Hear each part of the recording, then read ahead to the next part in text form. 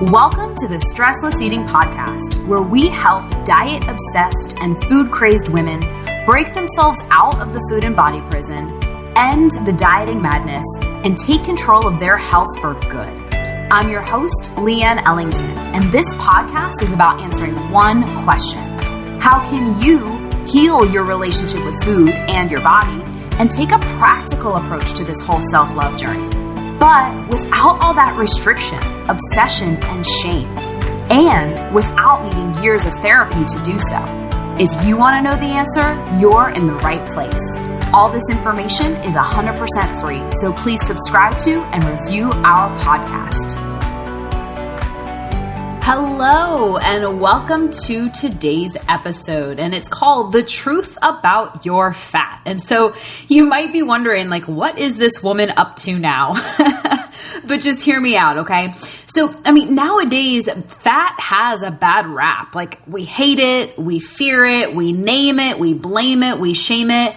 And some women will do whatever they can to destroy it and eliminate its wrath from their lives. But whoever said that fat was ugly or something to be ashamed of? Whoever said that fat was a bad thing? And whoever said that fat was anything other than, fat?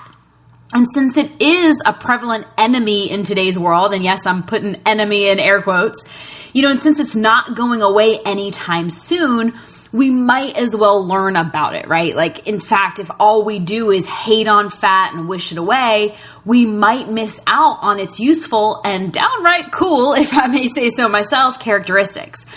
So there's the physiological, the neurological, and the psychological components of fat, but no one's talking about that side of it.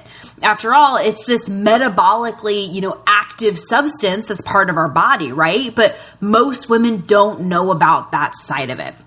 And when you think about it, we fear what we don't know and what we don't understand. So, for example, I used to be super scared of going into the ocean. And besides the whole story that I had that my body was, not meant to be seen in a bathing suit and that my body image stuff contributed to that side of the story, I also had a story that I was downright afraid of the ocean. Things biting me or attacking me and, sharks with laser beams and imaginary alligators in my mind most likely, but irrational fears nonetheless, because none of the things that I was afraid of actually happened to me. But in my mind, it felt like they had. And like we've talked about before, your nervous system can't tell the difference between a real or an imagined experience. And so one day, a good friend of mine was like, hey, do you just want to get over this whole fear of the ocean? And I was like, yeah, okay. I think so. Or yes, I do. It took me some time, but he walked me out into the water, and I inevitably, shrieked like a little girl every time seaweed grazed my feet. And it just further ingrained my fears. And so, what he actually did was he picked up some seaweed and he had me look at it. He had me hold it and touch it and see it and feel it and experience that it wasn't going to hurt me, but also to show my logical brain that this is what was grazing my feet, that it wasn't a shark. And so as soon as I saw it and faced it head on and touched it, I was able to go into the ocean. I just needed that experience of a non-fear experience replacing my fear experience. And now I actually get to go in the water, in the ocean, after 30 years of sitting on the sidelines.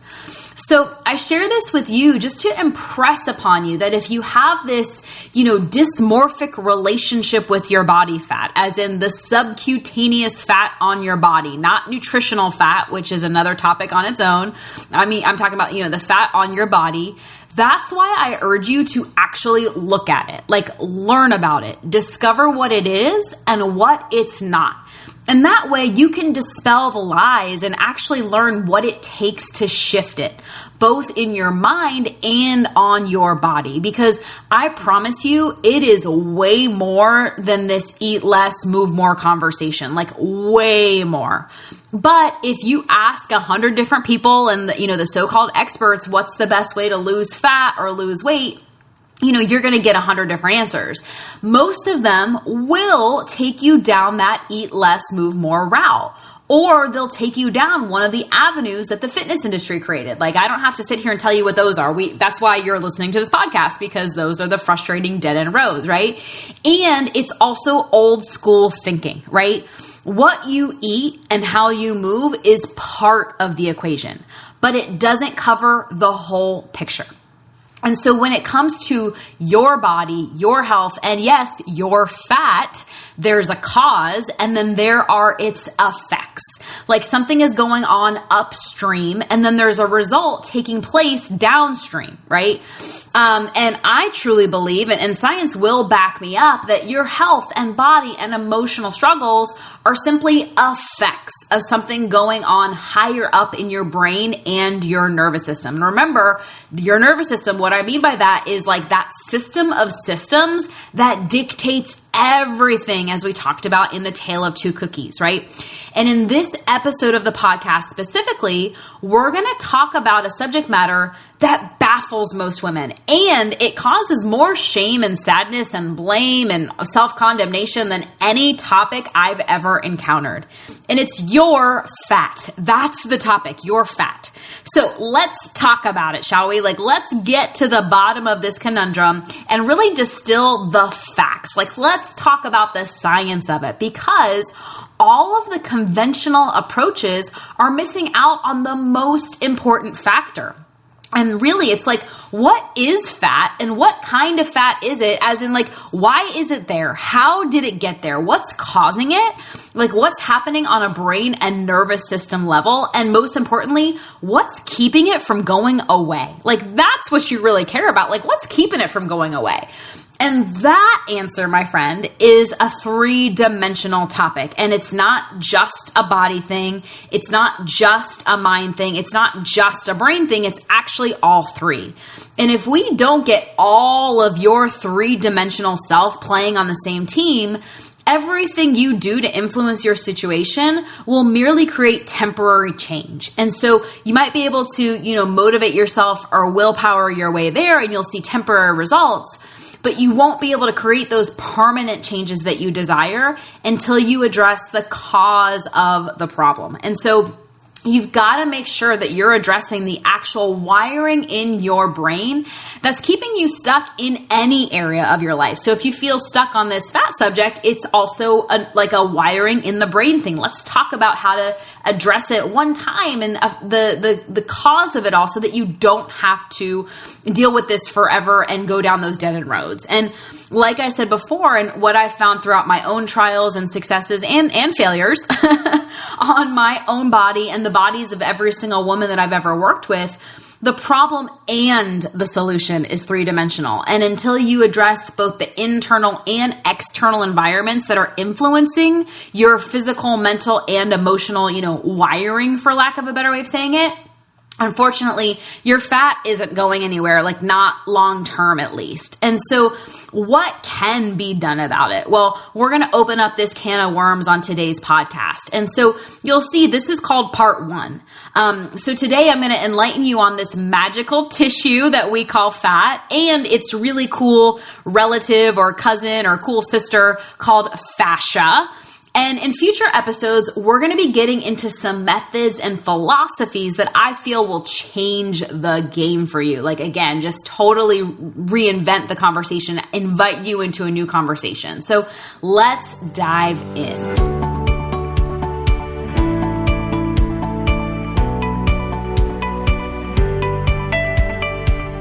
So before we dive in, I want to give you a little bit of context of how my big fat story is what I'm going to call it, how it went down for me and how I discovered everything I'm about to share with you and why it's relevant to you, as in why should you care about your tissues? And trust me, I used to say the same thing. Like, I didn't care about any of this.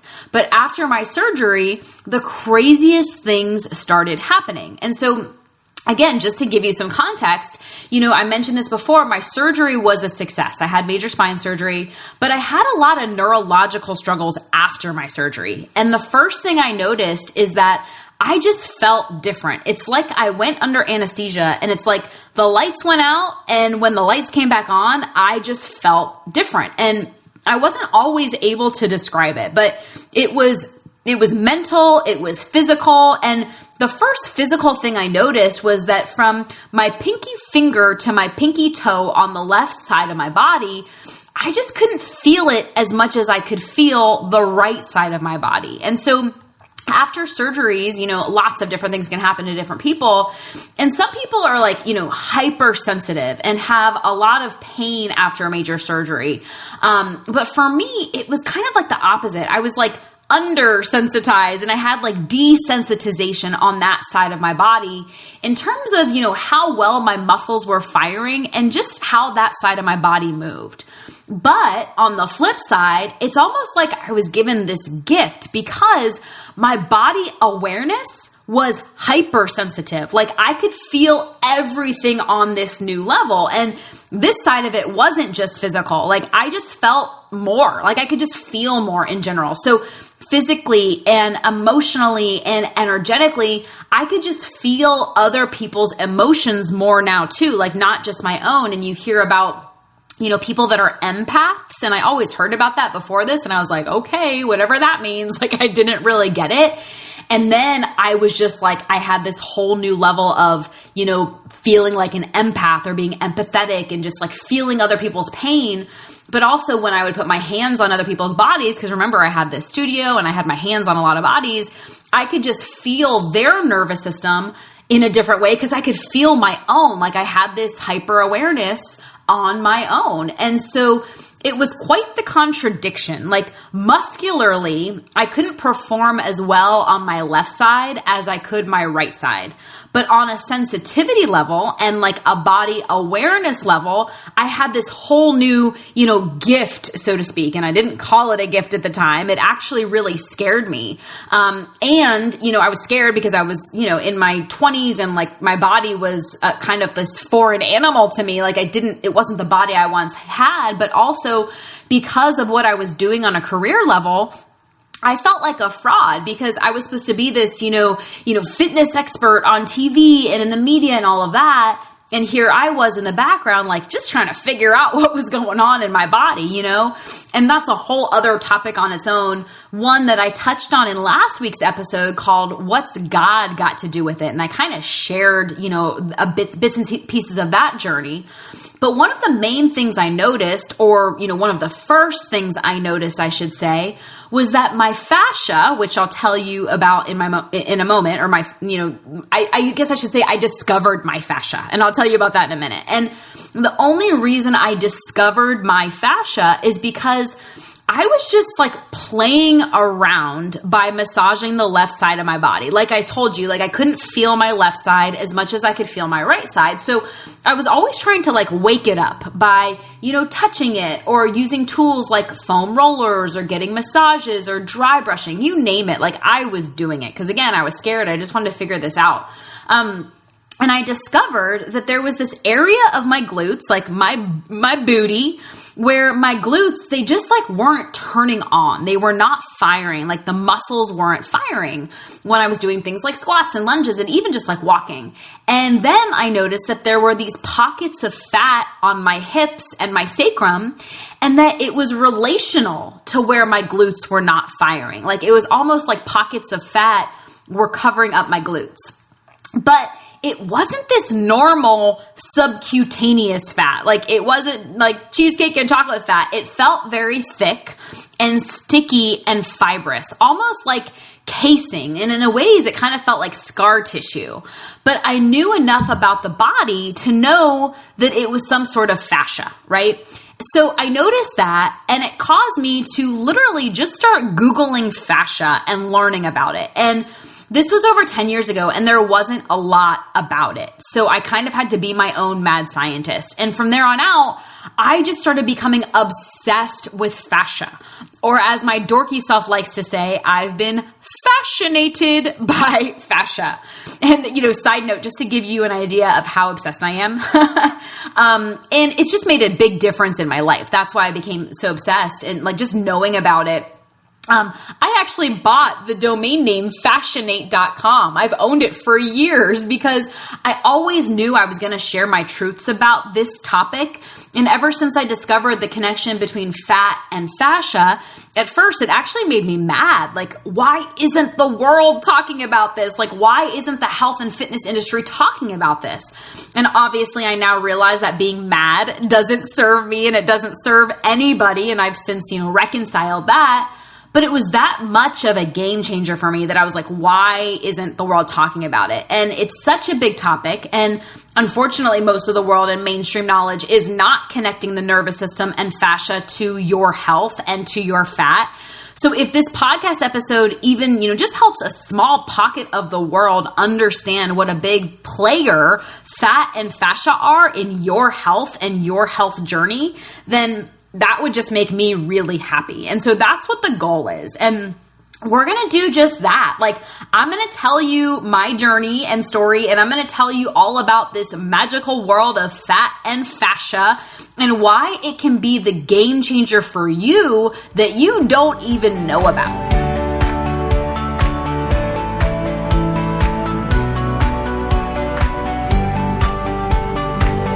So we're going to talk about the specifics of fat and fascia and why you should care in just a minute. But I first wanted to share with you something that I wish somebody had told me when I was younger. I wish I had gotten this memo when I was spending all of that time and energy harming my body just to be thin or skinny. And so here's an analogy that I use with my clients to drive home my point. So whenever I get a new phone or whenever I first get a new gadget, I take really good care of it and I protect it like it's this sacred thing. I'm sure you can relate to. And, I do my best to make sure that, the screen doesn't get all scratched up and that it's safely out of harm's way of my bathtub or my toilet and that it's safely nestled in a protective case, just in case I drop it.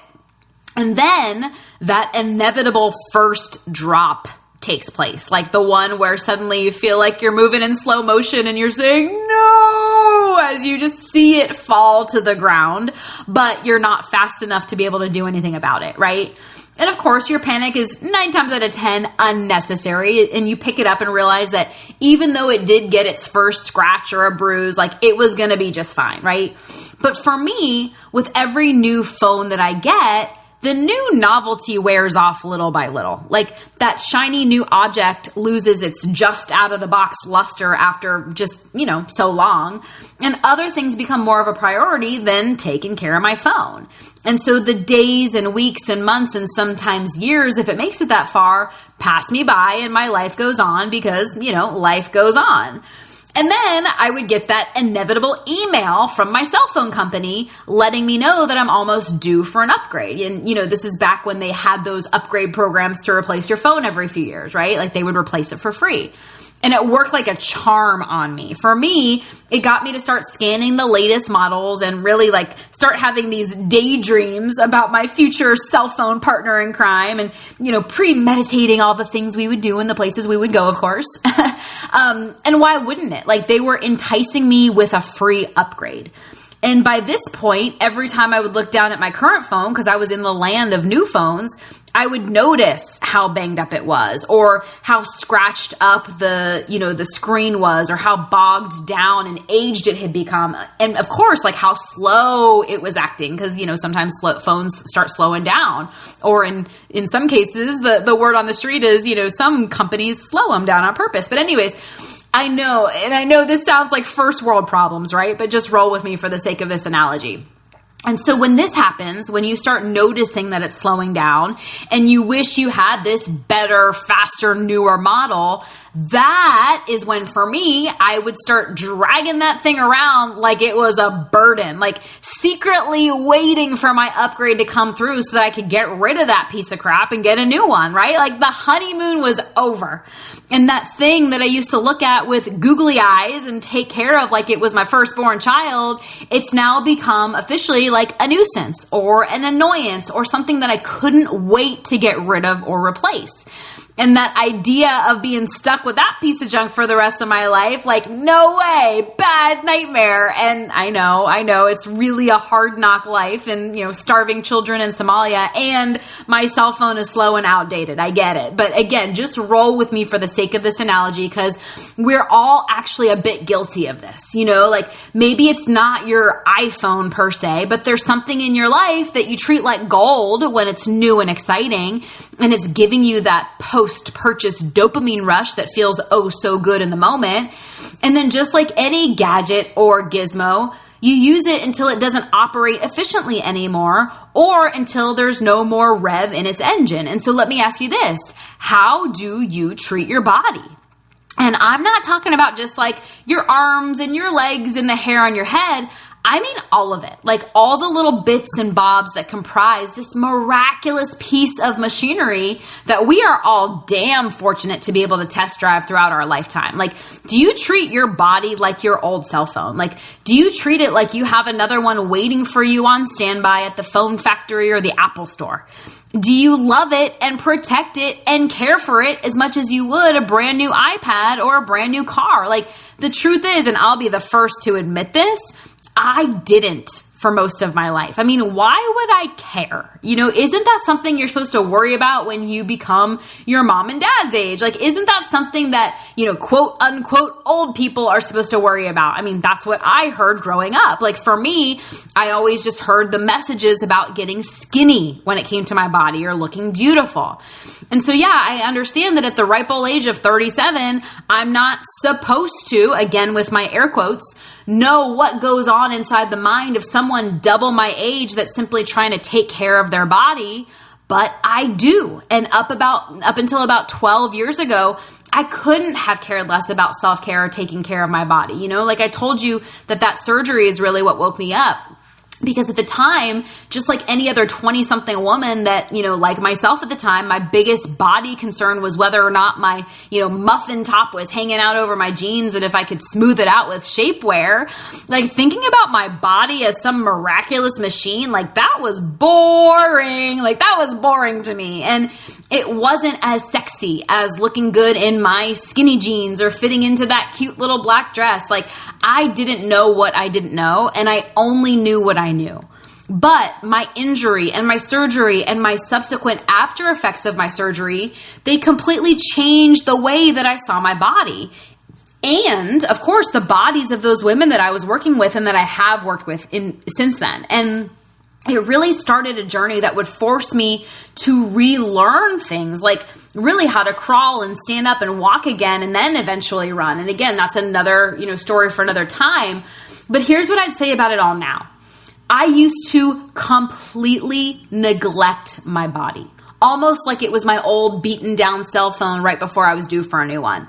I cared more about how it looked or what size it wore, or, more so than how it felt or how it moved or how long it would be able to stay in service. Like I punished it and restricted it and fought it every step of the way when it didn't perform to my liking or look how I wanted it to look. Like I starved it, I overstuffed it, I pounded it to the pavement, I overexerted it, and then I got mad at it when it needed a break from all of my demands. But most important to note, I treated it like it was just this thing that I was stuck with or burdened by or just putting up with for a little while until I could replace it with a newer model. And the shocker to me was there was no newer model waiting for me in some factory. Like this was it. This was the only one that I got. And to be honest, because, this podcast is all about transparency, this is another thing that just pissed me off for a very long time. But unbeknownst to me, I wasn't mad at God or the universe or the cards I was dealt. I was pissed off at me. I was pissed off at my body, at myself for being someone who, quote unquote, let her body become so quote unquote broken. And I keep using air quotes because this is exactly how I talked to and about my body. Like my body was broken and like I did something to, air quotes, deserve it all. And the more pissed at it I got, the more pissed at myself and my body, the less I deemed it worthy to get my love and attention and care. And so I brought on more punishment and restriction and abuse. And the cycle, it really just continued. And my cycle was, treat it like crap, hate it some more, show it who's boss, like punish it with diets and exercise and restrict, and then wash, rinse, and repeat. And so what I'm about to say, it might rub some people the wrong way that believe that self-love is this miracle that will change your life. And self-love is a massive, massive part of the puzzle. Like, don't get me wrong. But here's my question for you. Like, how can you truly love something like your body or love someone, yourself, that you don't even deem worthy to take care of? And so here's my invitation for you as we get into this topic of fat and your fat.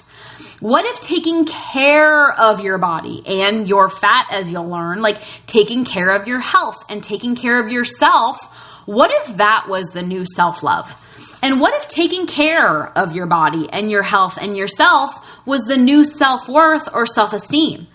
And what if taking care of your body, your health, and yourself was the new weight loss? Like, that was your new weight loss plan.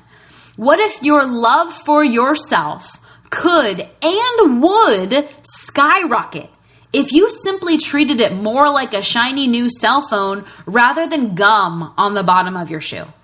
And again, I'll emphasize, when I was younger, I didn't care about taking care of my body. I wanted to be skinny or lean or pretty or whatever words I was using at the time. And there was a major cost. I call it the cost of skinny, and I dedicated an entire episode to the cost of skinny because I believe that every woman gets caught, or every woman that does get caught in that diet mentality or gets caught just obsessively thinking about her weight. I believe that every woman stuck in that cycle has her own cost of skinny. And so check out that episode if you missed it. But here's what I say about it now. You do not have to be 55 plus or older or deemed a senior citizen to start taking care of your body like it's the only one that you got. And again, I wish somebody told me this when I was younger. You can still care about your jean size or your waistline, and you can still care how fast you run or how strong you are. And you can still desire to change the way your body looks, moves, and feels. And I know a lot of people would argue with me about that. But I invite you, actually, I really, really urge you to do it from a place of self-care, not self-control, not self-discipline, and not like I'll be worthy when I lose the weight. Like coming from a place of you're worthy right now, and you're also allowed to want this healthier version of yourself. And I can say with certainty that if you are indeed on this quest for self-love, the road will be a heck of a lot bumpier, if even possible, if you don't first pass through self-acceptance and self-care. And trust me, you are way more valuable than some shiny new cell phone, and you deserve to have a body and a health that you take care of. And if you don't believe that, like that you deserve it and that you're worthy to have both, like you can have both, like actually like your body and take care of it, but without sacrificing your happiness for your health or your health for your happiness. Well, if you don't think you can have all of that, then I am so glad that you're here listening to this podcast. And again, don't get me wrong, like this body connection and body acceptance conversation, it's a big conversation, and we can't possibly tackle it all in one episode alone. And that's why this is called The Truth About Your Fat Part 1, because this is just the first layer. Okay, no pun intended on that one, but it is the first layer. But I also chose to name the series and start off this topic by talking about your fat. Yep, I said it. We are going to talk about your fat in a way that I can promise you have never heard before. And hopefully you'll never see your fat in the same way again. So let's dive on in.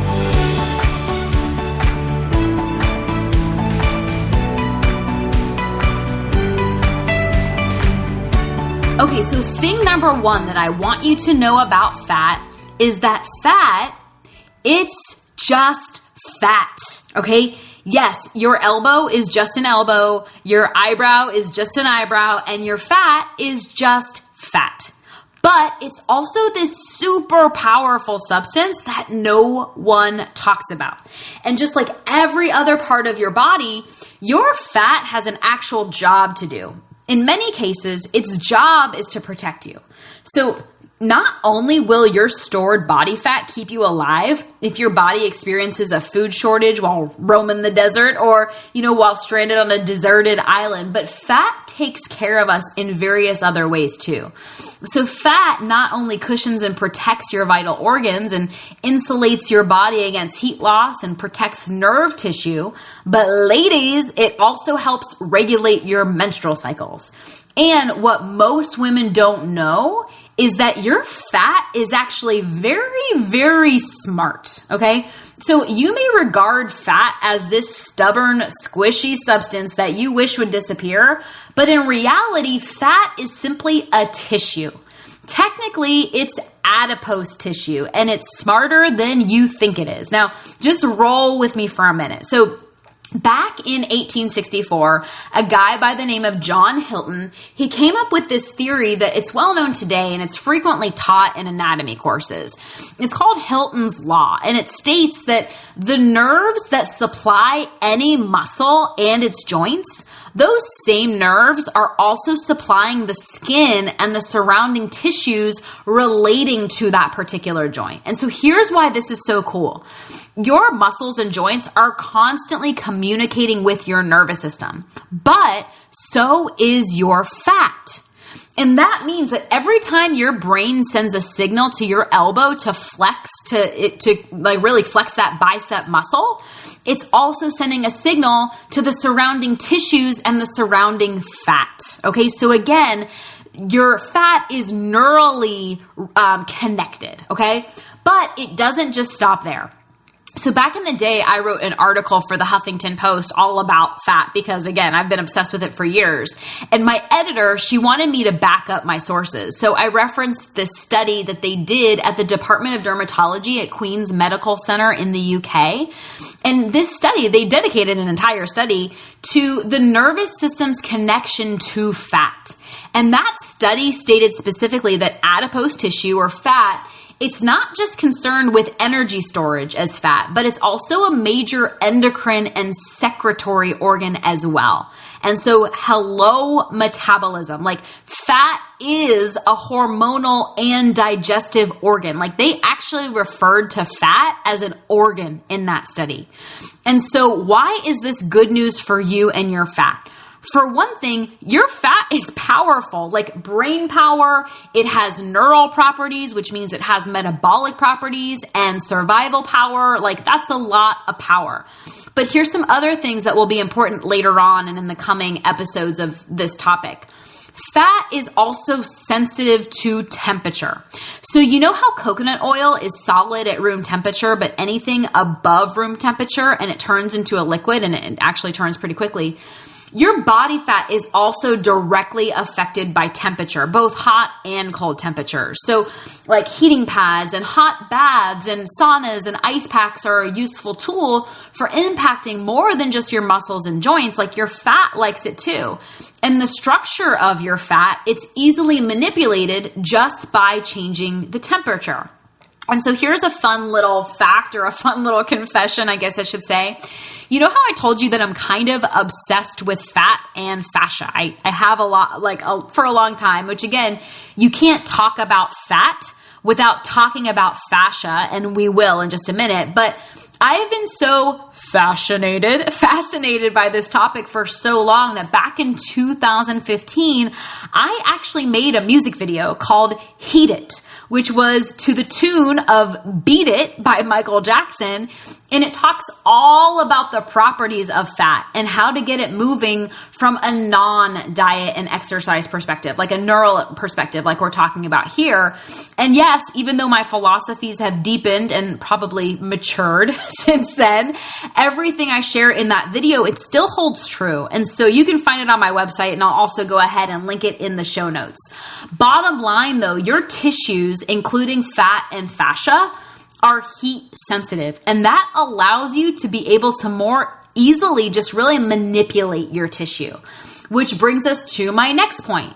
Your fat and your fascia are pliable, moldable, transformable things. And so this is actually a really good time to tell you about fascia. I keep mentioning fascia and what it is. And, fascia is a connective tissue, but it's this nonstop, never-ending tissue. Like you can't tell where it starts and where it ends. And the way I describe it is it's kind of like this tissue paper thin material, but it's sticky like duct tape. So it's paper thin, but crazy sticky.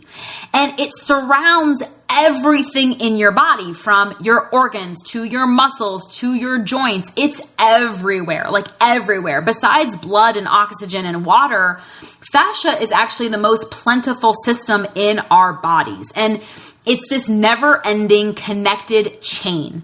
There's no way to tell where your fascia starts and where it ends because it's this never-ending line, or really a series of lines that run from the top of your head to the bottoms of your feet and everywhere in between. Like seriously, there's no beginning and there's no end. It's everywhere, including surrounding your fat. And so here's the other thing about fascia and why your nervous system is so dang smart, okay? So if your muscles are not doing their job, or you have, muscular imbalances, or if the joint itself isn't doing its job, your body will lay down fascia to essentially provide extra structure and support to support your body so that you don't get injured or move too far or too much range of motion. It is this protective thing. So it's really helpful, right? But if you don't go correct the movement pattern, the one that's causing your body to lay down the fascia will stay there. And sometimes it can actually bind to your body fat. So it's a bit of a catch-22. It's really helpful and can provide structural support, but it can also, first of all, it doesn't go away if you don't fix the movement. But like I said, it can also bind fat.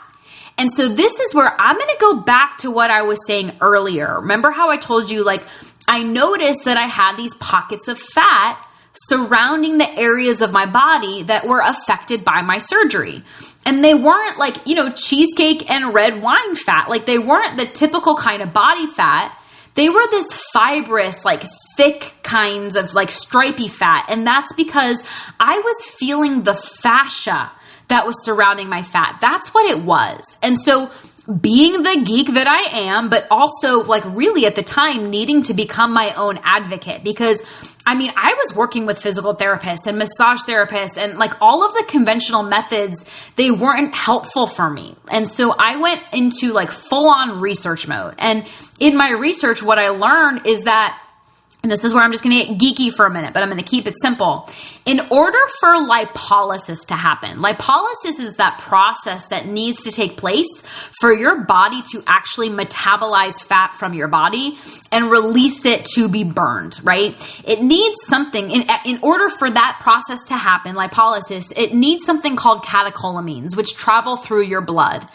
And if you have fascia that is essentially suffocating your fat, it doesn't allow the catecholamines to reach the targeted cell, and it actually acts as a barrier. And so this is where you can do as much dieting and exercise as possible, but if you have fascia that is binding your fat, it won't matter. Blood and oxygen can never reach the targeted cell and release the fat. And that's actually kind of what cellulite is. It's fascially bound fat. And of course, for purposes of this podcast, I'm oversimplifying the language. There's a lot more to it than what I'm sharing, but I'm not trying to get super technical with you. So, for any of you technical geeks out there like myself, just know that I'm simplifying this for the sake of, simplicity. But that's how fascia can interact with fat. And then, of course, on the flip side, if you have a protective layer of fascia surrounding your muscles because the muscle or joint isn't doing its job, like we talked about a minute ago, once again, same factor. Blood and oxygen can't access that muscle and allow it to turn on. So again, fascia is awesome and it's helpful, but it can also be a barrier for muscles and for fat for the two reasons that I mentioned. So now you can probably imagine how I was like, wait a minute, like how is nobody talking about fascia? Like not only does it have a lot to do with fat storage and fat loss, but it also happens to be a big influencing factor when it comes to muscular function and nerve function. And this includes the category of people that like have injuries and pain, chronic pain. This is not just about like fitness and performance. It's like a big topic for, whether you're in pain or you're going for performance. And so I'm not going to go down the deep rabbit hole of fascia today on this episode because it is this massive subject and this is more of an introductory lesson. But I will just say this. There's a couple sides to this concept of your fat and your fascia being moldable and pliable. And so we'll start with the logical one or the obvious one. Like it is a substance. Actually, fat and fascia are two different substances, but both of them are tissues that are moldable and pliable. And their textures can be broken up and transformed by, benefiting from massage and touch and using tools to actually break up the knots and the adhesions. And we'll talk about that more in future episodes. But on the other side of it, when you think about the areas of your body where you have excess fat, places like, stereotypical places like your love handles or your belly or your thighs. And I don't know about you, but for me, when I had all of this shame that was living in with me about my body, those were the places that I ignored even more. Like I never touched my belly and touched my thighs, let alone like never exposed them to sunlight. Like those were the areas that I covered up the most. And I had the least amount of exposure to light and oxygen and actually touching like the sensory organ that fat and fascia is. And so on top of having a high likelihood of being fascially bound, I was giving them less neurofeedback than the rest of my body because it's the areas of my body that I was ashamed of and you tend to cover up and ignore. And so they're never seeing sunlight. They're never getting touch or massage. And so it's kind of like, it just gets them stuck even further, like even less blood and oxygen, which we just learned you actually need for lipolysis or fat loss. Again, it's a bit of a catch-22. And again, like I know all of this, like probably this whole podcast episode, it might sound a little bit weird to you. Like all of this sounded really weird to me too, because nobody is talking about this. I mean, I never heard about fat, like what it is, like what it does, what like causes it to live, what causes it to be released. And nobody ever taught me about its relationship with fascia. And especially in the health and fitness world, like nobody's talking about this. Like you hear about foam rollers, but nobody like talks about fascia. But it is as real can be. And taking care of my fat and my fascia and looking at it like, okay, I have muscles and I take care of them, and I have teeth and I take care of them, and I have hair and I take care of my hair. Like, why don't I take care of the most plentiful system of tissue in my body? Like, why don't I start taking care of my fat and my fascia, right? And so that's what I wanted to impress upon you in this episode. Like, thing number one, that you have fat, whether you like it or not. Like, why don't you learn about it and look at it and discover how it works rather than just shame it or blame it? And so that's thing number one. But also, you cannot self-love your way to something that you don't take care of or flat out ignore or disregard.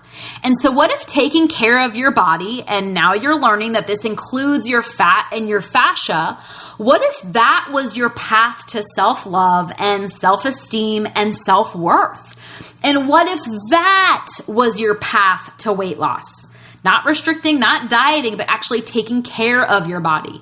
And by the way, I'm not saying to just go take my word for it. I'm saying like, go try this on and experiment and see what serves you. Like, this is the way of thinking that my clients and I are using, and this is how I live and how my clients live, right?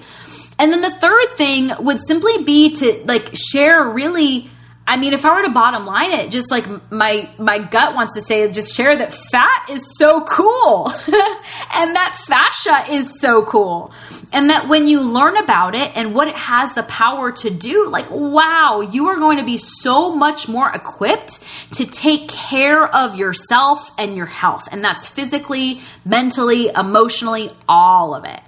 And so this is where I'll leave it for right now. And then in next week's episode, we're going to talk about what I call the 5 different kinds of fat. And of course, that includes fascia, because we can't talk about fat without talking about fascia, and how to take care of yourself, take care of your fat so that you can get what you really want, which is freedom and happiness and peace of mind. And yes, with the topic of fat, you still want those 3 things too: freedom, peace of mind, and happiness, right? We're going to talk about all of that. And so that's it for today. And I can't wait to bring you part 2 of this big fat conversation next week. So I'll just say bye for now and have a great week. Thanks for tuning in to today's show. If you like what you heard and you're interested in breaking out of your own food, body, and diet prison, here's what I want you to do next. Head on over to stresslesseating.com. That's stresslesseating.com and sign up to watch the Stressless Eating webinar, where I'll walk you through the exact 5-step game plan my female clients use to conquer emotional eating, self-sabotage, and finally heal themselves from the restrictive all-or-nothing diet mentality for good, but without obsessing or spending years in therapy to address it. I've laid it all out for you there in 5 easy steps. Remember, healing your relationship with food and your body does not happen by itself. You need expert guidance to make it happen, and we've helped clients all over the world take back their power from the food and find true and lasting freedom while enjoying life and warm chocolate chip cookies along the way. To see if we can help you do the same, head on over to stresslesseating.com. I'm Leanne Ellington, and I'll see you next time.